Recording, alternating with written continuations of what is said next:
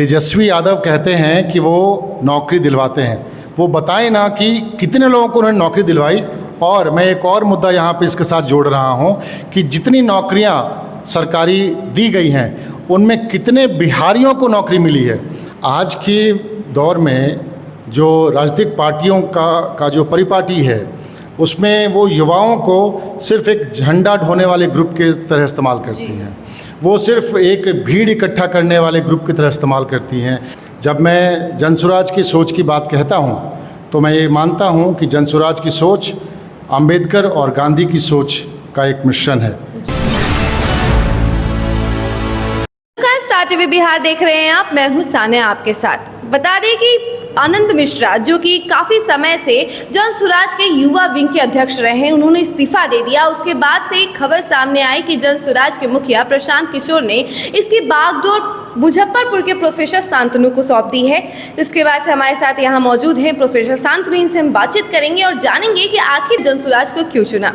बहुत बहुत स्वागत है सर आपका हमारे चैनल पे। नमस्कार सानिया, मैं आपके और आपके चैनल के माध्यम से आपके सभी श्रोताओं को नमस्कार कहता हूँ।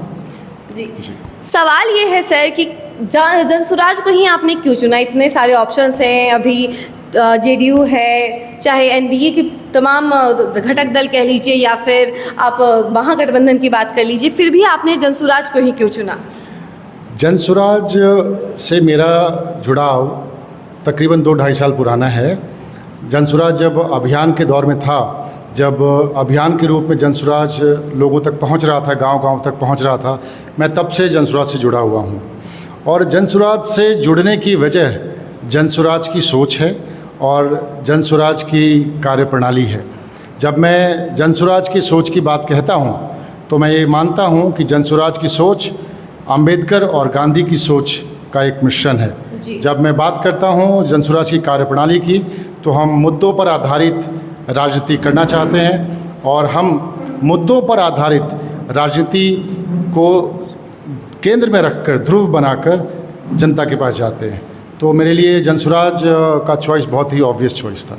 अच्छा, आनंद मिश्रा ने जब इस्तीफा दिया उसके बाद से उनकी मीडिया से बहुत बातचीत हुई जिसमें उन्होंने कहा कि जनसुराज में वो फ्री टू वर्क फील नहीं कर पाते थे, उनको अच्छा नहीं लग पाता था, काम नहीं कर पाते थे, बिहाइंड द सीन क्या चल रहा है उनको पता नहीं होता था। इसको लेकर आप क्या कहना चाहेंगे कि आप बने हैं, अध्यक्ष पद संभाल रहे हैं, क्या लगता है आपको फ्यूचर क्या हो? सानिया जी, आनंद मिश्रा जी के जो भी ऑब्जर्वेशंस थे या उनका जो भी रिमार्क है, ये उनका पर्सनल व्यू हो सकता है, लेकिन जहाँ तक मेरा सवाल है मैं आपको बता दूं कि मैं जनसुराज संगठन में पिछले 8 महीनों से और भी कई पदों पर काम कर चुका हूं। इससे पहले मैं राज में प्रदेश सचिव के रूप में काम कर चुका हूं संगठन में, और मैं कोर कमेटी का सदस्य भी हूं। तो मेरे अपने पूरे कार्यकाल में मुझे ऐसा लगता है कि आप जब एक सामूहिक प्रयास के तहत कुछ काम करते हैं और एक रोड मैप के तहत आगे बढ़ते हैं तो उसमें आपको अमूमन हर वर्ग से, हर जगह से, संगठन से भी आपको बहुत सपोर्ट मिलता है। तो मैंने इस तरह की कोई बात महसूस नहीं की है। अच्छा, अभी बिहार बदलाव यात्रा की शुरुआत की है प्रशांत किशोर जी ने, इसका दबाव भी दिख रहा है, कहीं ना कहीं सरकार भी डरी हुई है, इसको लेकर क्या कहना चाहेंगे आप? देखिए, बिहार बदलाव की जो यात्रा है इसका बीज काफ़ी समय से था, लेकिन जो ट्रिगर पॉइंट है वो हमारे 11 अप्रैल की रैली थी, जब हमारी रैली में प्रशासनिक लापरवाही की वजह से तकरीबन 1 से 1.5 लाख लोग सड़कों पर फंसे रह गए थे। तो हमारे प्रणेता प्रशांत किशोर जी ने सरकार को चुनौती देते हुए कहा था कि अगर आप लोगों को हम तक नहीं पहुंचने दोगे तो हम लोगों तक जाएंगे। और ये उसी का नतीजा है कि आज प्रशांत किशोर गांव-गांव, हर ज़िले बदलाव यात्रा लेकर निकल रहे हैं। और ऐसा हम अपने संगठन के स्तर पर भी कर रहे हैं, क्योंकि हम ये मानते हैं कि राजनीतिक पार्टियों को जनता तक जाना चाहिए। एसी रूम पॉलिटिक्स का कोई स्थान नहीं है बिहार में। जी, अच्छा, एक सवाल जो है सभी के मन में उठ रहा है कि आखिर युवा वर्ग इसमें किस तरह से भागीदारी ले रहा है? क्या कुछ करना चाहते हैं आप युवा वर्ग के लिए? देखिए सानिया जी, आज के दौर में जो राजनीतिक पार्टियों का जो परिपाटी है उसमें वो युवाओं को सिर्फ एक झंडा ढोने वाले ग्रुप के तरह इस्तेमाल करती हैं। वो सिर्फ एक भीड़ इकट्ठा करने वाले ग्रुप की तरह इस्तेमाल करती हैं। वो अगर कहीं पे किसी का घेराव करना हो तो युवा वर्ग को या युवा विंग को सामने लेके आती हैं। कोई भी युवाओं के मुद्दों के ऊपर बात नहीं कर रहा, युवाओं की शिक्षा के ऊपर बात नहीं कर रहा, युवाओं के रोजगार के ऊपर बात नहीं कर रहा। सकारात्मक राजनीति तब होगी जब युवाओं का भागीदारी, उनकी हिस्सेदारी हम सुनिश्चित करेंगे, उनके अधिकारों की बात हम करेंगे। तो एक युवा संगठन के अध्यक्ष होने के नाते मेरी जो पहली प्राथमिकता है वो युवाओं को मेन स्ट्रीम पॉलिटिक्स से जोड़ना और युवाओं की भागीदारी पॉलिटिकल अरीना में और पॉलिसी मेकिंग में सुनिश्चित करना है। हम चाहेंगे कि युवाओं को उनकी आवाज़ दें, युवाओं को हम आगे लेके आएं ताकि वो सरकार से अपने लिए अपने हक को मांग सके। तो ये एक हमारी पॉलिसी है युवाओं को लेकर, युवाओं को आगे लेके आना, युवाओं में प्रतिभावान युवाओं को राजनीति में भी सक्रिय रखना और उसके अलावा उनके मुद्दों के बारे में बात करना, ये हमारी प्राथमिकता रहेगी। अच्छा, जनसुराज कहीं युवा क्यों चुनेगी? अभी इतने सारे ऑप्शन हैं। तेजस्वी यादव भी युवाओं के लिए बातचीत करते हुए नजर आते हैं, नौकरी देने की मुद्दे उठाते हैं वो। कांग्रेस पार्टी भी पलायन रोको यात्रा और तमाम नई नई चीज़ें भाषण में अपने बताते हैं और चिराग पासवान भी यही चीज़ें बातें करते हैं, बिहारी फर्स्ट, ये सब चीज़ों को लेकर। तो आपकी क्या राय है, जनसुराज ही क्यों चुनेगी युवा? पिछले 33-34 सालों का अगर शासन आप बिहार में देखेंगे तो बिहार की बदहाली की जिम्मेदारी उन पार्टियों को अपने कंधों पर लेनी पड़ेगी जो पिछले 33 सालों से बिहार के सरकारी दफ्तर पे काबिज थे। उसमें जब जंगल राज था 15 सालों तक, तो बिहार की बदहाली उनकी वजह से थी। युवाओं की बदहाली, युवाओं को रोजगार की कमी, ये उनकी सरकार की कमी थी। आज वो कैसे कह सकते हैं कि वो युवाओं के मसीहा हैं या वो युवाओं को सही जगह पे लेके जा रहे हैं? जी, तेजस्वी यादव कहते हैं कि उन्होंने नौकरी दी है। जब उन जितने समय के लिए वो उप मुख्यमंत्री थे उन्होंने ही नौकरी दिलवाई है युवाओं को। तेजस्वी यादव कहते हैं कि वो नौकरी दिलवाते हैं, वो बताएं ना कि कितने लोगों को उन्होंने नौकरी दिलवाई। और मैं एक और मुद्दा यहाँ पे इसके साथ जोड़ रहा हूँ कि जितनी नौकरियाँ सरकारी दी गई हैं उनमें कितने बिहारियों को नौकरी मिली है। आपने अभी तक डोमिसाइल के ऊपर अपनी नीति स्पष्ट नहीं की है। अगर बिहार में रोजगार की बात होती है तो क्या बिहारियों का पहला अधिकार नहीं है?